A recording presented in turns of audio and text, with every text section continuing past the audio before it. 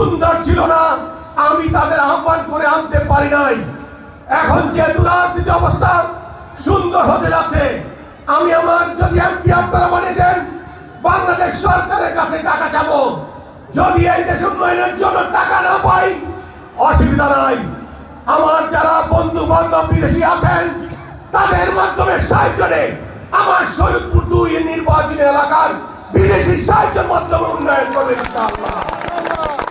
আমরা চাই শফিকুর রহমান কিরণ 300 ক্যান্ডিডেটের মধ্যে যদি একজন এমপি হন, আমরা জানি দেশের উন্নয়ন কিভাবে করতে হয়, আমরা জানি বিদেশি সাহায্য কিভাবে আনতে হয়, আমরা জানি বিদেশি ইনভেস্টর বাংলাদেশে কিভাবে আনতে হয়।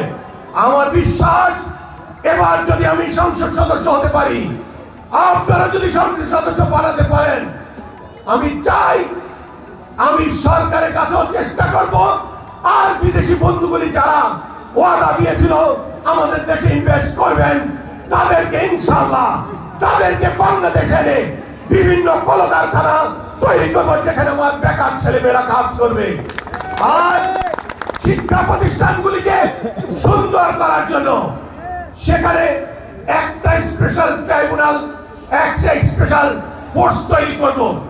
যারা রিটায়ার করেছেন প্রফেসর, যারা হাই স্কুলের হেডমাস্টার, রিটায়ার করেছেন সরকারি স্কুলের হেডমাস্টার, তাদেরকে দিয়ে একটা মাইক্রোবাস দিয়ে তাদেরকে স্কুল চলাকালীন প্রত্যেকটি স্কুলে গিয়ে গিয়ে ওই সময় দেখবে শিক্ষকরা ছাত্রদেরকে কি পড়াচ্ছে, না গল্প করছে না রাজনীতি করছে, সেই সব চেক করে আমার এলাকার ছেলে মেয়েদেরকে সুশিক্ষায় শিক্ষিত করব, যেন যে কোনো শহর স্কুলের সাথে, যে কোনো ক্যাপিটাল সিটির ছেলে মেয়েদের সাথে আমার ছেলে মেয়েরা কম্পিটিশনে যেন ফেল না করে, সেই ব্যবস্থা করা হবে।